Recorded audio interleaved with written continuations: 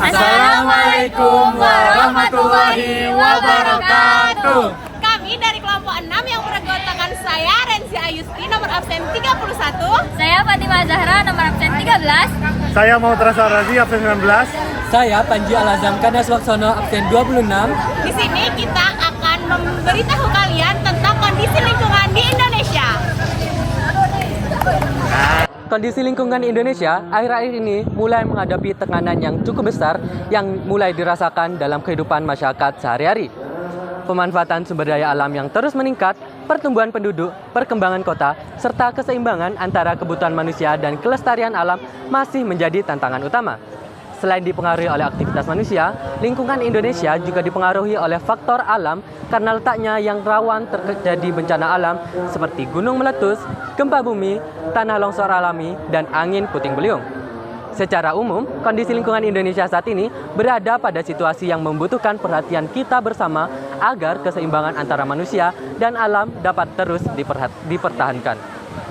Dampak tersebut dapat dilihat lebih jelas melalui berbagai contoh-contoh kerusakan lingkungan yang terjadi di sekitar kita berikut ini.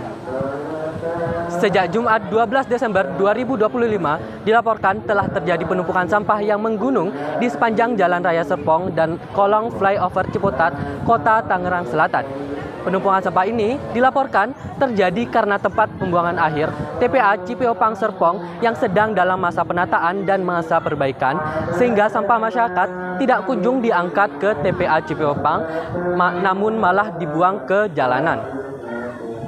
Dinas Lingkungan Hidup setempat mulai merespon hal ini dengan menutup penggunungan sampah tersebut dengan terpal biru dan menyemprotkannya dengan cairan anti bau.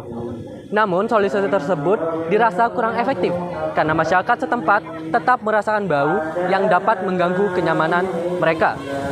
Selain itu, sampah ini dapat menjadi sumber penyakit yang apabila terjadi hujan, sampah tersebut akan tersebar dan penyakit pun akan ikut tersebar.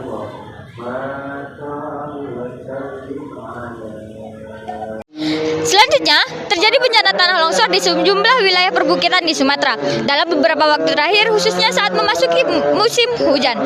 Peristiwa ini berdampak langsung pada masyarakat yang tinggal di kawasan rawan bencana.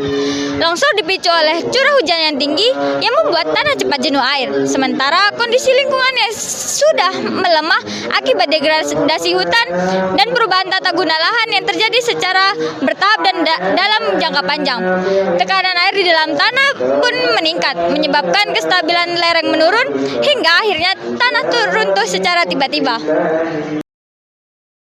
Contoh nyata lain bahwa lingkungan di Indonesia tidak selalu baik-baik saja dapat dilihat dari bencana angin puting beliung yang terjadi di Desa Tegalrejo, Kecamatan Widang, Kabupaten Tuban.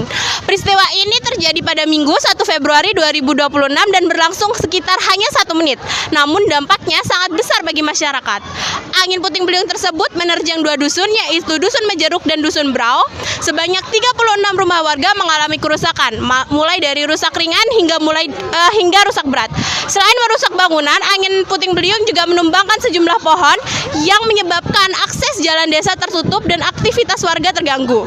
Berdasarkan pendataan petugas di lapangan, 9 rumah mengalami kerusakan parah dan akan mendapatkan bantuan perbaikan dari BPBD Kabupaten Tuban. Untuk menangani dampak bencana tersebut, Polres Tuban dan Polsek Widang serta relawan melakukan kerja bakti bersama. Kejadian ini menunjukkan bahwa cuaca ekstrem dapat terjadi secara tiba-tiba dan membawa dampak buruk bagi masyarakat. Oleh karena itu, kondisi lingkungan terhadap bencana alam perlu menjadi perhatian serius kita bersama. Yang terakhir itu ada Gunung Merapi.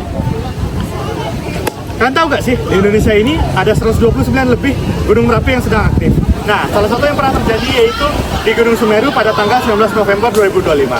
Nah, pada kejadian tersebut terdapat 79 korban jiwa dan bisa aja lebih atau bertambah dikarenakan kondisi geografik dan abu vulkanik yang bisa mengenai pada warga dan bangunan. Nah, dari beberapa contoh bencana alam yang sudah disebutkan oleh teman-teman saya, penanganan kondisi lingkungan dan bencana alam perlu dilakukan secara menyeluruh, mulai dari penjagaan hingga pemulihan. Pemerintah perlu memperkuat pengelolaan lingkungan, menata penggunaan lahan sesuai daya lingkungan alam, serta meningkatkan sistem peringatan dini dan kesiapsiagaan bencana. Masyarakat juga berperan penting dengan menjaga lingkungan, mengurangi aktivitas yang merusak alam, serta meningkatkan kesadaran terhadap risiko bencana alam di wilayah tempat tinggalnya. Dengan kerjasama dari semua pihak, dampak bencana alam dapat ditekan dan berkelanjutan lingkungan dapat terjaga. Nah, itu dia contoh-contoh yang dapat kami berikan. Kami dari kelompok 6 izin pamit undur diri. Untuk kurang lebihnya mohon maaf. Wassalamualaikum warahmatullahi wabarakatuh.